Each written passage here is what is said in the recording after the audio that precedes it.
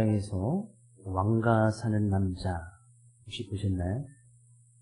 1300만 넘게 지금 영어를 보고 있고, 우리나라 최고 기록은 명량이라는 영어에서 1761만 명이 있는데, 이 수준까지도 도달하지 않을까 이렇게 예측을 합니다. 이 왕가 사는 남자는 우리가 잘 아는 역사 가운데 단종이 왕이 됐을 때에 작은 아버지나 수양대 등에 의해서 폐위가 돼서 강원도 영월이라는 곳에 유배 생활을 하게 되어지고, 12세죠. 12세에 폐위가 되어져서 17세에 삶을 마감하는 그런 상황을 그리는 영화이기도 합니다. 근데 저도 영화를 보긴 했습니다만, 보고 나서는 무슨 천만이 갈까? 몇만 700만 정도 됐을 때 그때 이제 본 것 같은데, 보고 나서도 이게 뭐 천만까지 갈 수 있는 영화는 아닌데, 이렇게 생각하고 봤는데, 뭐 이제 계속해서 사람들이 보게 되시고 소문이 나게 되시고, 뻔히 아는 역사적인 내용인데, 저는 이제 그 영화를 보면서 많은 사람들이 이제 눈물을 흘리고 감정에 빠지는 그런 순간이 있긴 합니다. 마지막에 약간 물시울이 붉어지는 그런 장면이 있게 되시는데, 저는 그 영화를 보면서 그 12세 단종 역할을 했던 그 친구가 연기를 정말 잘했는데, 그 이제 12세 이 왕에서 폐위되면서 이제 유배를 떠난단 말이죠. 그때 그의 표정을 보면 정말 삶에 희망도 없고 모든 것을 다 잃어버린 거 아니겠어요? 어린 나이에 왕이 되긴 했지만 그의 눈빛이 정말 이 영화를 보다 보면 삶의 의욕도 없고, 그러다 보니까 그의 눈빛도 죽어 있고 흐리멍텅해져 있고 뭐 그냥 눈빛이라고 할 수 없는 그런 눈빛으로 유배 생활을 쭉 떠납니다. 근데 그 유배지에서 이제 뭐 그 유배 이제 있는 그 사람들이 그래도 왕이, 어찌됐거나 왕이 이렇게 유배생을 왔으니까, 그 사람들 이제 막 음식으로 숨겨주고, 막을 찾아가서 이야기해주고 막 하는 그런 가운데, 이 단종이 약간, 이 삶에 어떤 희망이 약간 생깁니다. 이제 그래서 웃음도 다시 찾고, 이제 생활도 같이, 그리고 이제 왕으로서의 그런 수라상 같은 건 아니지만, 지극 정성 사람들이 차려주는 그 음식이나 그런 관계 속에서 약간 회복되어지면서 그의 눈빛도 다시 살아나지고, 그리고 물론 그의 눈빛이 가장 크게 살아났다는 것은 그가 이제 다시 중간에 보기를 하려고 이제 시도를 합니다. 이제 이제 시도를 하다가 이제 결국에 실패로 끝나게 되지죠. 근데 그 보기를 하려고 막 했을 때 그의 눈빛은 최고의 절정이다. 살 수 있다, 포기할 수 있다는 그런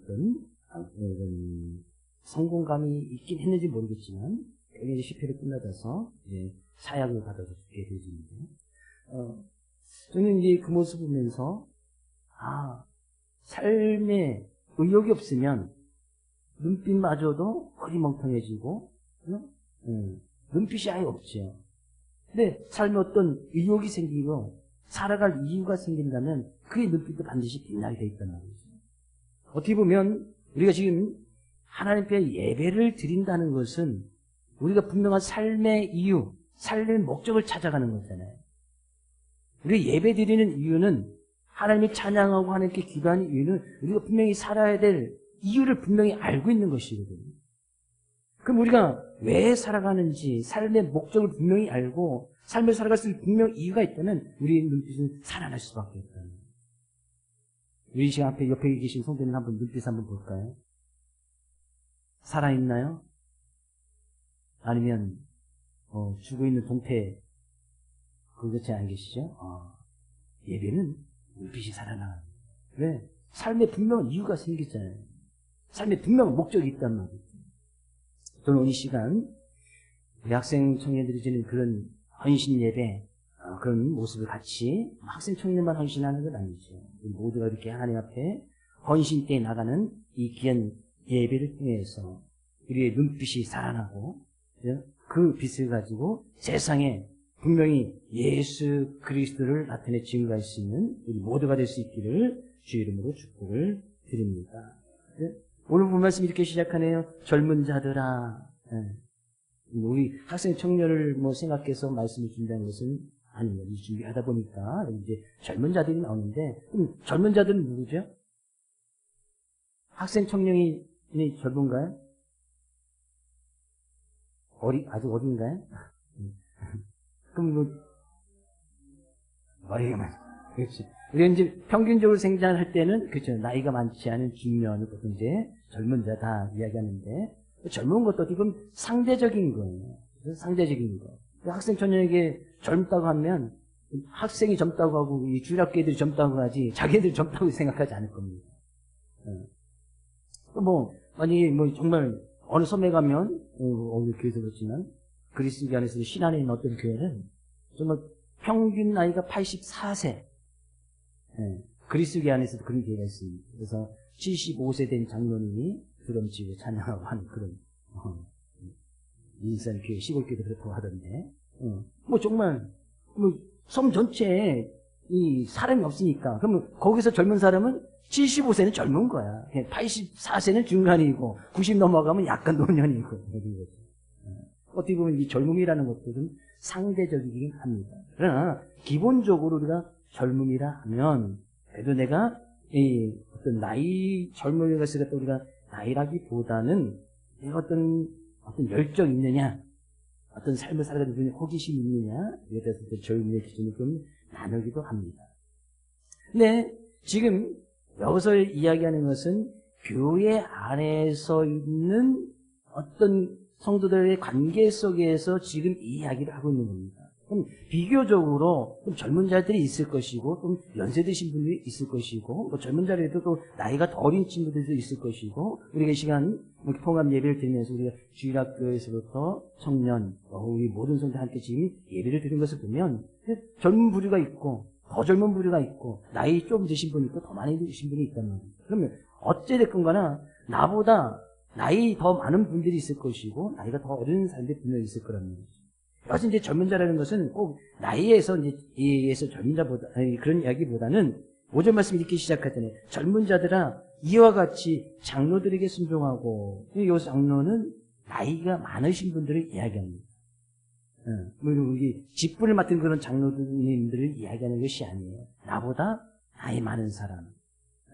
그러면 분명히 교회 안에서는 나보다 나이 많은 사람도 있을 것이고 나이가 적은 사람들이 분명히 있을 거란 말이에요. 그럼 나이가 비교적 젊은 사람들, 나이가 적은 사람들은 이렇게 하라는 거예요. 나이가 든 분들에게 순종하고 다 서로 겸손으로 혈의를 동이라. 그러니까 나이가 드신 분들에게는 순종하고, 근데요, 순종하되 뭐예요? 서로 겸손함이 있어야 된단 말이죠. 그러니까 순종을 하되 나이가 든 사람이나 나이가 좀 상대적으로 적게 먹은 분이나 서로 겸손으로 허리를 동여야 된다. 허리를 동이라는 것은 종이 주인을 섬기기 위해서 허리에 앞치마를 두르는 그런 모습을 갖다가 이야기를 합니다. 그러니까 나이가 있든 나이가 상대적으로 적든 서로 간에 서로를 섬겨줄 수 있는 종과 같은 그런 겸손의 모습을 성도들 간에 다 유지를 해야 된다는 얘기죠. 그럼 분명히 우리는 하나님을 믿는 믿음의 모습 속에서 하나님과 우리의 관계가 분명히 있습니다. 어떤 하나님과 우리의 어떤 수식적인 관계가 분명히 있습니다. 주인과 종된 모습에 분명히 관계가 있어요. 그럼 이 모습 속에서는 하나님께서 우리를 사랑하듯이 우리도 또한 하나님을 사랑해야 되는 이런 분명한 관계가 있습니다. 근데 하나님과 우리의 관계가 있을 뿐만 아니라 우리 이 세상을 살아가면서 성도와 성도들 간의 관계도 분명히 있습니다. 사람과 사람과의 관계가 있습니다. 거기에는 분명히 나이 차이나 어떤 연륜에 따라서 분명히 어떤 관계를 맺는 그런 부분이 분명히 있을 거란 말이죠. 부모와 자녀의 관계, 성도와 성도의 관계, 형제와 자매의 관계, 그런 관계 속에서 살아간단 말이죠. 하나님과 나와의 관계 속에서는 하나님을 사랑하면 되고, 그러면 성도와 성도, 사람과 사람과의 관계 속에서는 어떻게 하면 돼요? 서로 사랑하면 되고, 하나님과 우리 속에서 관계 속에서는 우리는 하나님을 사랑하면 되고, 성도들 관계 속에서는 사람과의 관계 속에서 가장 중요한 것은 서로 사랑하는 모습이에요. 심지어 어떻게 해요? 원수까지 원수까지도 사랑하는 것이 사람들의 관계 속에서 지켜야 되는 모습입니다. 여기서 서로 물론 이제 연륜에 차려서 젊은 자나 뭐 나이든 장로들이나 따라서 어떤 분명히 우리는 젊은 사람들이면 상대적으로 어른들에게 순종하고 따라야 되는 분명한 모습이 있잖아요. 자녀들이면 부모들에게 순종하고 따라야 되는 모습이 있잖아요. 그러나 서로 겸손으로 허리를 동이는 모습. 그래서 부모도 자녀들에게 또 겸손의 모습이 있어야 되고 나이 드신 분들도 젊은 자에게 분명히 겸손의 모습이 분명히 있어야 된다는 거예요. 나는 뭐 계속해서 나이가 있으니까 젊은 자들에게 항상 내 말만 믿고 따라야 되고 그래서 어떤 권위적이거나 또 어떤 강제적으로 뭔가를 시킨다 하면 젊은 자들, 요즘 젊은 사람들은 그렇게 해서 말 듣지 않습니다. 겸손의 모습이 있지 아니하고는 말을 듣질 않아요. 근데 저는 지금 이 이야기를 하고 싶은 것은 아닙니다. 7절 말씀에서 또 이야기하네요. 너희 염려를 다 주께 맡기라. 이는 그가 너희를 돌보십니다. 이것은 일단 젊은 자들에게 이야기하는 것인데 교회 성도들에게도 이야기하는 겁니다. 너희 염려를 다 주께 맡기라. 삶 가운데 염려되는 부분이 분명히 있잖아요. 특히 우리 학생 청년들 가장 염려되는 것이 뭐예요? 그죠? 청년들에게 가장 염려되는 것은 뭐예요? 결혼 문제, 먹고 사는 문제, 직장의 문제, 뭐 이게 가장 염려되잖아요. 그렇죠? 물론 그것은 청년에만 해당되는 것은 아닙니다. 뭐 이 주일학교 아이들한테 물어보면 쟤네들은 염려가 없을까요? 동준아, 너는 지금 가장 뭐가 염려가 되니? 걱정되는 게 뭐야 지금? 없어? 엄마 아빠가 잘 자라주니까 물어보면 있을 거네. 공부는 잘하지. 네, 쟤는 공부는 잘할 것 같아요. 예. 성경을 창세기부터 계시록까지 싹 외우는 걸 보면 이거 쉽지 않습니다. 이 나이 드신 분은 도전하라고 해도 제가 하지도 않지만 왜? 도전해도 안 돼. 어릴 때 외워놓지 않으면 지금 창세기서부터 성경 봉독을 66권 쫙 외운다는 것은 불가능해. 제가 해보니까 그렇더라고요. 저도 이제 중학교, 고등학교 때 외우는 것이 지금까지 외워지는 것이지 지금 와서 뭘 외우라고 하면 안 외워져. 그래서 새롭게 뭐 성경 구절을 암송하려고 하면 그래서 내가 새로운 구절을 암송해야지. 그래서 외우고 돌아서면 또 까먹거든. 그래서 또 외우고 그래서 일주일 계속해서 외웠다 싶어. 그래서 일주일 뒤에 그 구절 생각하면 몇 장 몇 절이었지 이렇게 나오는 거예요. 안 외워지더라고요. 그래서 공부도 어릴 때 좀 암송도 좀 어릴 때 그래서 집사님 이상 되신 분들은 뭘 암송하나 얘기하지 않아요. 안 될 거 뻔히 아니까. 뭐 안 되는데 어떻게 할 거야. 이게 안 떠오르는데. 여기서 이제 새겨지지가 않는데. 그래서 그 위에 밑으로 아직 상대적으로 젊은 사람들은 성경 구절도 많이 암송해 놓고 하면 훨씬 신앙 사람이 보이거든요. 근데 누구나 다 염려는 있어. 근데 그 염려를 잘 생각해 보면 무슨 삶 가운데 청년이나 학생이나 아이들 염려를 잘 생각해 보면 결국엔 먹고 사는 문제거든요. 어떻게 먹어야 되지? 어떻게 살아야 되지? 어떻게 마셔야 되지? 항상 이 문제거든요. 근데 이 문제 때문에 우리는 염려할 수밖에 없어. 근심할 수밖에 없어. 왜? 우리는 육체의 모습을 가지고 있으니까. 뭐 아이들은 먹고 사는 문제 지금 걱정 안 하죠. 왜? 부모님이 지금 다 해주니까. 부모님이 다 해주니까 나 오늘 뭐 먹어야 되지? 뭐 마셔야 되지? 걱정하지 않잖아요. 왜? 부모님 아침이면 밥 해주고 뭐 요즘 도시락 안 싸주니까 점심 해주고 저녁 해주고 뭐 다 해주니까 필요한 거 있으면 거의 다 사주고 하니까 먹고 사는 문제 지금 그것은 그대 염려거는 하지만 분명히 그거에 대해서 염려할 때가 반드시 와요. 언니 오빠들 봐요. 중학교 학생들 언니 오빠들 가장 근심망자 먹고 사는 문제 이게 걱정이 된다니까. 이게 가장 걱정이 되는 거예요. 그러면 엄마 아빠한테 한번 물어봐요. 먹고 사는 문제 이게 가장 걱정이 된다니까. 가장 염려가 되는 거예요. 근데 이 문제를 주님께 맡기라. 그럼 그가 너희를 돌보시리라. 이 문제를 주님께 맡기는 그 자체가 너무나 힘든 거야. 말씀 자체는 너무나 쉽죠. 염려 있어. 그거 주님께 맡겨. 이걸 이해 못하는 사람 없잖아요. 그렇죠? 뭐 이것이 뭐 또 이성적으로 생각해야 될 그런 문제 아니잖아요. 그러니까 염려를 주님께 맡겨라. 이 뜻을 이해 못하시는 분은 안 계시잖아요. 근데 실제 삶 가운데서 내가 그런 염려가 왔을 때, 문제가 왔을 때, 근심이 생겼을 때 이 문제를 어떻게 하나님께 맡길 것이냐, 이것이 문제인 거예요. 성경 말씀이 이야기하네. 이는 그가 너희를 돌보시리라. 맡기면 주님께서 돌봐주시겠다. 이 돌봐주시겠다는 것은 그 원어적인 의미를 하나님께서 반드시 책임져 주시겠다는 이야기거든요. 책임져 주시겠다는 거예요. 근데 왜 맡기지 못하는 거예요? 여전히 맡기지 못하는 이유는 여전히 먹고 사는 것이 근심, 염려가 주님께 맡기는 것보다 더 큰 염려가 되기 때문에 여전히 맡기지 못하는 거예요. 이 세상 삶의 모습이, 상황이, 여건들이 그렇게 되어지다 보니까. 그리고 제가 주일학교 같이 예배를 드리는데 저는 먼저 주일학교 아이들에게, 학생들에게, 청년은 다 직장이 있으니까 학생에게, 주일학교들에게 지금 삶 가운데 먹고 사는 문제가 언젠가 분명히 부딪힐 때가 올 텐데 그때 정말 이 먹고 사는 문제에 딱 부딪혔을 때 내가 정말 주님을 믿고 의지하는 그런 모습으로 믿음의 결정을 잘 할 수 있기를 먼저 우리 아이들에게 축복을 드립니다. 그렇게 결정하도록 부모님이 옆에서 잘 도와줘요. 그때 그 결정을 놓치버리면 나중에까지 그 회복하기 정말 힘들어요. 네, 우리는 평생 먹고 사는 문제 계속 육체적인 생명이 있는 한 그 문제는 계속 평생 동안 가지고 가야 되는 문제니까. 아무리 돈이 많은 삶에도 먹고 사는 문제 계속해서 근심 염려하고 뭐 집이 서너 채 있어도 여전히 먹고 사는 문제 근심하고. 근데 저는 주로 이 말씀을 통해서 우리가 살펴보자는 것이 바로 8절 말씀이에요.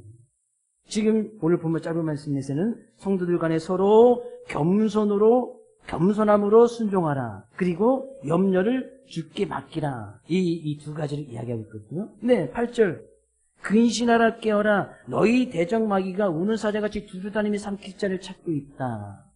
지금 마귀는 뭐예요? 지금 두루 다니고 있단 말이죠.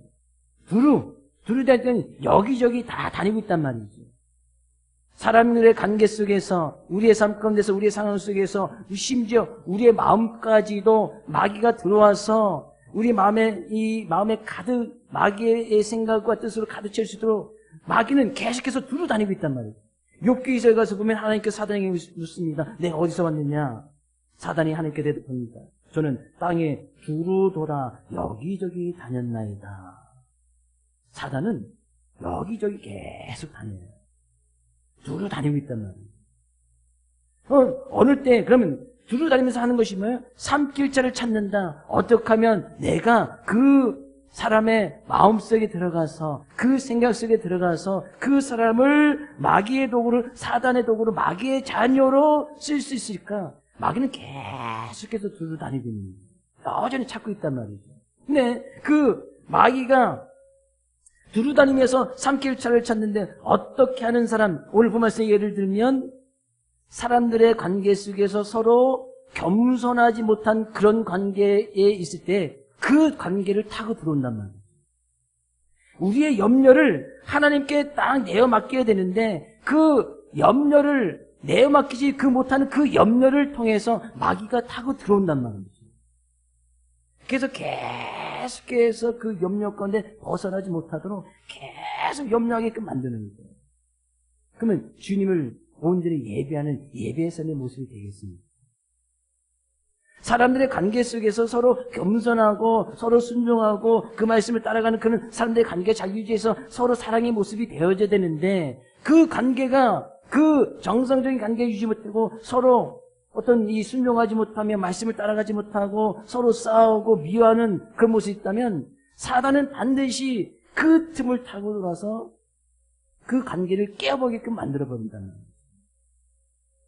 사단은 여전히 지금 두루 다니고 있으면서 항상 우리 성도님들의 삶의 모습과 관계 속에서, 사람들의 관계 속에서 행위나 삶 가운데 개인적으로 근심, 염려되는 그런 부분 속에서 마귀는 계속해서 어떻게 하면 그 사람을 삼킬까? 어떤 사람은 저 사람을 먹어버릴까? 어떻게 이 도구로 사용할 수 있을까? 계속 다루까지 찾아서 헤매고 있단 말이죠.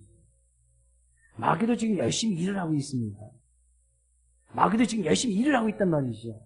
계속 찾아다닙니다.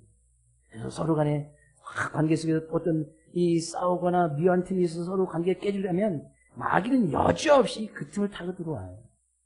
그래서 그냥 사람들의 관계를 깨버리고, 어떤 부모와 자녀에게 관계를 깨버리고, 형제 자매의 관계를 깨버려서 겸손하지 못하게 하고 순종하지 못하도록 만들어버린단 말이에요. 또 근심염려되는 거, 이것도 어떻게 보면 마귀는 우리의 평생의 삶 가운데서 계속 우리의 주변을 그냥 우리의 주변을, 나의 주변을 계속해서 염탐하고 있고 순간 침투할 수 있도록 계속해서 노리고 있다는 사실을 분명히 기억해야 됩니다. 어떨 때요? 염려할 때, 의심할 때, 먹고 사는 문제에 딱 부딪혔을 때, 결국에 우리는 이 문제를 주님 앞에 온전히 해결하지 못하면 우리는 마귀의 밥이 될 수밖에 없다는 거예요. 결국에 그러면 어떻게 된다는 거예요? 9절 말씀 이야기는 너희는 믿음을 굳건하게 그를 대적하라. 믿음을 굳건하게 하여. 믿음은 뭐예요? 예수님이 그리스도심을 믿는 거 아니겠어요? 주님께 맡겨버리면 주님께서 돌봐주시겠다는 거 아니겠어요? 주님 앞에 우리가 순종하고 나가면 하나님께서 겸손한 자에게 은혜를 베풀어 주시는 하나님, 그런 자들에게 은혜를 베풀어 주신 하나님을 믿는 거 아니겠어요? 그러면 우리는 늘 겸손하고 우리의 염려를 주님께 맡겨버리고 늘 우리가 그런 가운데 근신하고 깨어있다는 것은 비슷한 말입니다. 늘 마귀가 내 주변을 돌아서 그 관계를 깨어버리고 내 근심 염려를 통해서 마귀가 나를 유혹해서 내가 마귀의 밥이 될 수 있다는 것을 갖다 늘 인식하면서 내가 예수님만이 우리의 삶의 주님이시고 그리스도심을 굳게 믿는 그 믿음의 모습을 가지고 있을 때 그 마귀를 대적할 수 있고 그 마귀와 싸워서 이길 수 있단 말이죠. 이것을 갖다 성경은 그 고난이라고 이야기를 하는 거예요. 너희는 믿음을 굳건하게 하여 9절 그를 대적하라. 이는 세상에 있는 너희 형제들도 동일한 고난을 당하는 줄 알리라. 이런 믿음을 지켜나가기 위해서는 그런 고난이 있단 말이죠. 이 고난이라는 것이 뭐예요? 늘 이 유혹과 늘 싸우는 것이 고난이잖아요. 그만큼 힘들단 말이에요. 고난이라는 것은 힘든 거 아니겠어요? 내가 믿음을 지켜나가기 위해서 내가 그런 유혹과 근심 가운데 있을 때에 염려가 올 때 그것을 그 유혹을 틈타서 들어오는 그 마귀의 유혹과 늘 싸우는 것, 이것이 얼마나 큰 고난의 문제예요. 큰 어려움의 문제란 말이에요. 이 믿음을 지켜나가지 못하도록 하는 마귀의 유혹, 얼마나 큽니까? 근데 그것과 늘 싸운다는 것은 큰 고난이고 어려움이더라. 내가 이 믿음을 온전히 잘 지켜나가기 위해서 수많은 유혹과 어려움 가운데서 내가 이 믿음을 지켜나가기 힘써 나가는 것이 얼마나 큰 힘들고 어렵냐. 그러나 분명히 그것은 많은 너희 형제들도 동일한 고난을 당한 줄 알았다는 것은 많은 믿음의 선지들도 다 그것 때문에 고난을 받은 적이 있었다. 믿음을 지켜나가기 위해서 많은 이것을 쓰고 있는 베드로 사도라든지 성경에 나타나는 우리가 잘 아는 바울 사도라든지 또 예수님의 제자였던 많은 사람들, 구약 성경에 나오는 많은 믿음의 사람들도 내가 믿음으로 굳건하게 서기 위해서 싸워서 그것 때문에 믿음 때문에 당하였던 많은 고난들이 분명히 있었던 거죠. 근데 왜 그들이 믿음의 사람이 될 수 있었느냐? 믿음의 선진들이 될 수 있었느냐? 그 고난을 이겨나갔기 때문입니다. 저는 우리 학생 청년들이 앞으로도 이런 고난이 분명히 올 거예요. 어느 순간에는 정말 이제 지금 직장까지 다니면서 하나님의 성경 예배하는 자리에 나가 있는 청년들이라면 이제 그것까지는 이제 먹고 사는 문제까지는 언제 이제 하나님께 내맡긴 그런 수준까지 올라간 거 아니겠어요? 근데 그 외에는 이제 더 큰 고난을 반드시 옵니다. 예, 생명을 완전히 주님 앞에 맡기게 되는 그런 결단의 순간이 분명히 한 번은 올 거예요. 그때는 어떻게 돼요? 분명히 이야기하고 있지 않습니까? 10절. 모든 은혜의 하나님 곧 그리스도 안에서 너희를 부르사 자기의 영원한 영광에 들어게 하신 이가 잠깐 고난을 당한 너희를 친히 온전하게 하시며 굳건하게 하시며 강하게 하시며 서로를 견고하게 하시리라. 모든 은혜의 하나님. 그러니까 우리의 삶의 모든 부분에서 은혜를 베풀어 주시는 하나님.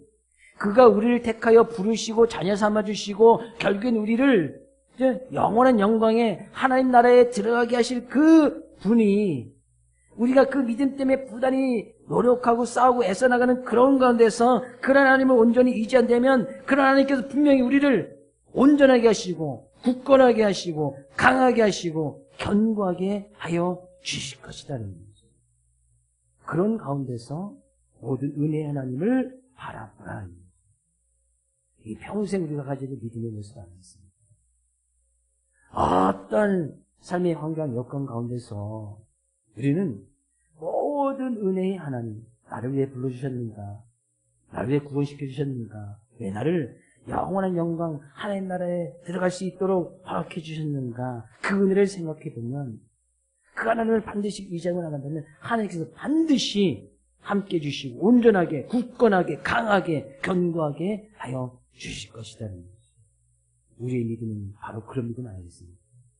학생 청년들 바로 그런 믿음의 모습을 가지고 그 헌신의 모습을 가지고 함께 예배드리는 우리 모든 성도들이 다 그런 믿음의 모습을 가져서 우리의 믿음이 더욱더 시간이 갈수록 세월이 갈수록 더욱더 굳건해져서 마귀가 우리 두루 다니고 삼키자 찾는다 하지만 우리는 그 마귀의 유혹관들 대적하여서 싸워서 믿음의 선한 싸움을 싸우고 한 주간도 그 믿음을 지켜 하나님 앞에 영광 올려 드러나갈 수 있는 우리 모두가 될 수 있기를 주의 이름으로 축복을 드립니다.